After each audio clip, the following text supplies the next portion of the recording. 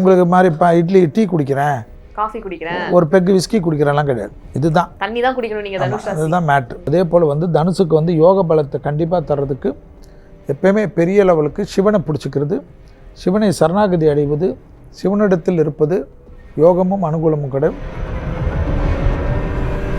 ஹார்மோனில் thyroid இருக்கக்கூடிய தனுசு ராசிக்காரர்கள் ரொம்ப கவனமாக இருக்கணும். அதே போல் பயணங்கள் அதிகமாக எடுக்கக்கூடிய ராசி.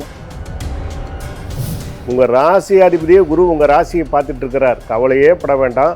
உங்களுக்கு ஒரே ஒரு பிரச்சனை, 10 ஆண்டுகளாகவே பார்த்தீங்கன்னாக்கா தனுசு ராசினர் நிறைய டிப்ரெஷனில் இருந்திருப்பாங்க. கடுமையான முயற்சியின் மூலமாக உங்களுக்கு பல வெற்றிகள் உண்டு உங்களுக்கு. ஆனால் இதில் என்ன சில தடைகள் பிரச்சனைகள் உங்களுக்கு வரும்.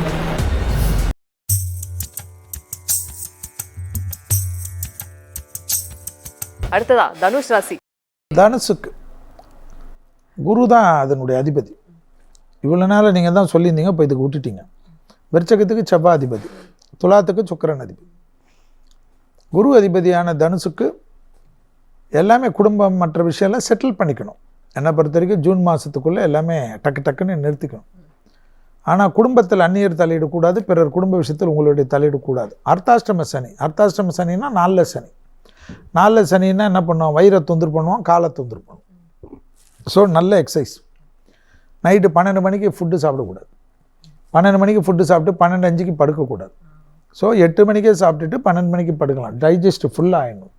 பட்னி கிடக்கணுமா தனுசு. பட்னி கிடக்கணும்னா காலையிலேருந்து இல்லை, இரவு உணவை சீக்கிரம் முடித்து கொண்டு பட்னி கடந்து படுக்கணுமா தனுசு. அப்போ தனுசு, ஆமாம், தனுசுக்கு எந்த வித தொந்தரவு வராது. பசிச்சால் சுட தண்ணி தான் குடிக்கணும். உங்களுக்கு மாதிரி இட்லி டீ குடிக்கிறேன், காஃபி குடிக்கிறேன், ஒரு பெக்கு விஸ்கி குடிக்கிறேன்லாம் கிடையாது. இதுதான் தண்ணி தான் குடிக்கணும் நீங்க தனுஷ் ராசி. அதுதான் மேட்ரு. அது ரொம்ப நல்லது. அனுகூலம் ஏற்படும், தைரியம் ஏற்படும். ராகு 3ஆம் இடத்தில் இருப்பதனால் வெற்றிகள் கொடுப்பார்கள். அதே சமயம் ஞாயிற்றுக்கிழமை பசுமாடுகளுக்கு கோதுமை தவிடும் வெள்ளத்தையும் கலந்து கொடுக்க கேதுவுடைய அமைப்பினுடைய வீரியம் குறைய ஆரம்பிச்சிடும். தனுசுக்கு நிறைய முன்னேற்றம் ஏற்படும். தனுசு அதை மட்டும் ரொம்ப முக்கியமாக பண்ணும். அதே போல் தனுசுக்கு யோக பலத்தை கண்டிப்பாக தர்றதுக்கு எப்பயுமே பெரிய லெவலுக்கு சிவனை பிடிச்சிக்கிறது, சிவனை சரணாகதி அடைவது, சிவனிடத்தில் இருப்பது யோகமும் அனுகூலமும் கிடையாது. ஹார்மோனில் தைராய்டு இருக்கக்கூடிய தனுசு ராசிக்காரர்கள் ரொம்ப கவனமாக இருக்கணும்.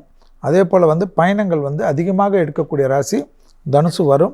டக்குன்னு தொழில் உத்தியோகம் வேணாம், தனிப்பட்ட தொழில் தொடங்குறேன் என்றாலும் தைரியமாக தொடங்கலாம். 10ஆம் இடத்தை சனி 2 வருடங்கள் பார்க்க போகிறாரு. அதனால் தொழிலில் கொஞ்சம் கடுமைகள் இருக்கும்.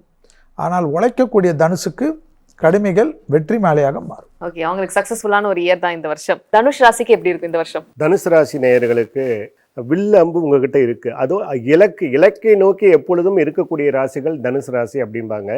அதனால் கடந்த காலத்தில் 7.5 சனியால் பாதிக்கப்பட்டு இப்போ மீண்டு வந்துட்டீங்க. ஒன்றும் பயப்பட வேண்டிய அவசியம் கிடையாது. ஏன்னா இந்த ஆண்டு பிறக்கும் பொழுதே பாருங்கள், உங்கள் ராசியில் சுக்கிரன் இருக்கிறான். சுக்கிரன் இருந்தால் என்ன வரும், எல்லாம் செல்வமெல்லாம் சேரும். புதிய ஆடை அணிகலன்கள், வீட்டுக்கு டிவி வாங்குவீங்க, ஃப்ரிட்ஜு வாங்குவீங்க, எல்லாம் ஆடம்பர பொருளாக குமியும். செவ்வாய் வேற இருக்கிறான், சொல்லவே வேணாம். ஒரு வீடு வாங்கலாம், ஒரு நிலம் வாங்கலாம்.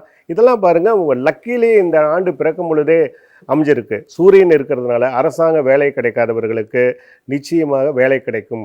அரசியல் ஆதரவு உங்களுக்கு கிடைக்கும். புதன் இருக்கிறது சொல்லவே வேணாம். படிப்பு சம்பந்தம் படிக்கிறவங்களுக்கு நல்ல பொசிஷன் கிடைக்கும். அதே மாதிரி வியாபாரம் பண்ணுறவங்களுக்கு ஒரு சிறப்பான பலன்கள் நடக்கும். உங்கள் ராசி அதிபதியே குரு உங்கள் ராசியை பார்த்துட்டு இருக்கிறார், கவலையே பட வேண்டாம். உங்களுக்கு ஒரே ஒரு பிரச்சனை, 4ஆம் இடத்துல இருக்கிற சனி தான். அர்த்தாஷ்டம சனி அப்படிம்பாங்க. அதனால் சின்ன பிரச்சனைகள் வரும். அதெல்லாம் நீங்கள் பொருட்படுத்தாமல் உங்கள் வேலை என்னவோ அதை மட்டும் செய்யுங்க. ஒழுக்கமாக வேலையை பாருங்கள், நிச்சயமாக உங்களால் ஜெயிக்க முடியும். பொதுவாக பாதி மிருகம் பாதி மனிதன் கொண்ட ராசி தனுசும்பாங்க. அதனால் இந்த தனுசு ராசிக்கு அதிபதி குரு பகவான். அதனால் சிவன் கோயிலுக்கு போய் தட்சிணாமூர்த்தி வழிபாடு நீங்கள் மறந்துடாதீங்க. தொடர்ந்து பண்ணிக்கிட்டே வாங்க. நீங்கள் எப்படி போவீங்க அப்படிங்கிறது இந்த ஆண்டு பாருங்கள், சிறப்பாக இருக்கும், நல்லபடியாக இருக்கும். வாழ்த்துக்கள். தனுஷ் ராசி நேயர்கள் அவங்க எப்படி இருப்பாங்க இந்த வருஷம்? தனுசு ராசி இவ்வளோ நாளாக பார்த்தீங்கன்னாக்கா 7 சனியிலிருந்து அவங்க ரொம்ப அவஸ்தைப்பட்டு இருந்திருப்பாங்க. இப்போ குரு பெயர்ச்சி மிதுனத்துக்கு வந்த பிறகு ஓரளவுக்கு அப்பாடா அப்படின்னு நிம்மதி பெருமிச்சு விட்டுருப்பாங்க. இப்போ குரு பார்த்தீங்கன்னாக்கா, ஏன்னா அவர் தான் அந்த வீட்டுக்கு அதிபதி, தனுசு ராசிக்கு அதிபதி குரு பகவான். குரு பகவான் போயிட்டு கடகத்துக்கு போகக்கூடிய ஒரு காலகட்டம் ஜூன் மாதம். இப்போ அந்த இடத்துல உச்சமாகறார். அப்போ எதிரிகளை வெல்லக்கூடிய ஒரு ஆற்றல் தனுசு ராசிக்கு இருக்கு அப்படின்னு சொல்லலாம். அது மட்டும் இல்லை, வேலை இல்லாமல் இருந்திருப்பாங்க, நிறைய இழப்புகளை வந்து சந்திச்சிருப்பாங்க. கடந்த ஒரு 10 ஆண்டுகளாகவே வந்து பார்த்தீங்கன்னாக்கா தனுசு ராசினர் வந்து நிறைய டிப்ரெஷனில் வந்து இருந்திருப்பாங்க. இப்போ இந்த 2026 இந்த தனுசு ராசினருக்கு மிக அற்புதமாக ஏற்றங்களை ஏற்படுத்தி கொடுக்கக்கூடிய ஒரு காலமாக பார்க்கப்படுது. ஏன்னு கேட்டிங்கன்னா 2ஆம் இடத்தை குரு பார்க்குறாரு. கடகத்தில் வந்து 2ஆம் இடத்தைய குரு பார்க்கறதுனால கண்டிப்பாக பொருளாதார முன்னேற்றம் இந்த தனுசு ராசினருக்கு இப்போது இருக்கு. அதே போல் 4ஆம் இடத்துல இருக்கக்கூடிய சனீஸ்வர பகவான் தாயாருக்கு நிறைய தொந்தரவுகளை கொடுக்கக்கூடாது. அப்போ தாயாருடைய ஆரோக்கியத்தில் கவனமாக இருக்கணும் அப்படின்னு சொல்லுது. அதே போல் 3ஆம் இடத்துல இருக்கக்கூடிய ராகு வந்து எண்ணங்களையும் ஆசைகளையும் அதிகப்படுத்தி எதனா சிக்கலில் கொண்டு போயிட்டு மாட்ட விடுவார். கவனமாக இருந்து குடும்பத்தார்கிட்ட வந்து சஜஷனை கேட்டுட்டு கையெழுத்து அதாவது ஏதாவது பத்திரம் சார்ந்த விஷயங்கள்ல இவங்க வந்து டிசிஷன் எடுக்கணும்னா குடும்பத்தாரோட வந்து கலந்து பேசி அதுக்கப்புறமா முடிவெடுக்கிறது இவங்களுக்கு ஒரு நல்ல பலனை கொடுக்கும். தனுசு ராசிக்கு இந்த 2026 மிக அற்புதமாக இருக்கு. தனுஷ் ராசிக்கு எப்படி இருக்கு இந்த வருஷம்? தனுசு ராசி நேர்களை பொறுத்த வரைக்கும் இந்த ஆண்டு உங்கள் ராசிக்கு 4ஆம் இடத்துல சனி பகவான் இருக்கிறனால உங்களோட உடல் ஆரோக்கியத்தில் மட்டும் சில தொந்தரவு பிரச்சனை கொடுக்கும். கூட்டு குடும்பத்தில் இருப்பவர்கள் தனி குடுத்தனம் போகிறதுக்கான முயற்சி வெற்றியை கொடுக்கும். தனி குடுத்தனமாக இருக்கிறவங்க கூட்டு குடும்பத்தில் வரணும் அப்படின்ற ஒரு எண்ணங்கள் நிறைய இடத்துல தோண்டி இருக்கும் உங்களுக்கு. அதெல்லாம் இந்த நேரத்தில் உங்களுக்கு வெற்றி கொடுக்கக்கூடிய ஒரு ஆண்டாக உங்களுக்கு அமையும். அதே போல் உங்கள் ராசிக்கு 3ஆம் இடத்துல ராகு இருக்கிறது, அதை ரொம்ப மனதில் கவனமாக இருக்க வேண்டும். அதாவது உங்களோட ரகசியங்களை பாதுகாத்து வைத்து கொள்ள வேண்டும்.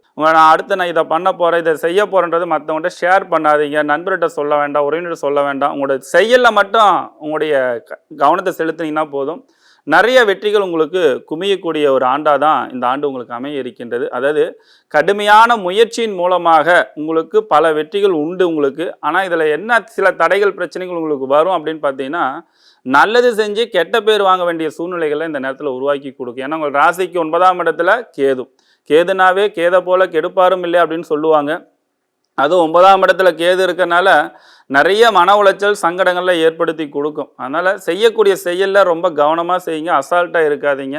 இந்த வருடத்தில் உங்களுக்கு நல்ல முன்னேற்றங்கள் ஏற்படுத்தி கொடுக்க வேண்டும் என்றால் உங்களோட முன்னோருடைய வழிபாட்டு முறைகளும் அமாவாசை வழிபாடும் உங்களுக்கு பல வகையில் ஒரு மாற்றத்தை வளர்ச்சி ஏற்படுத்தி கொடுக்கும்.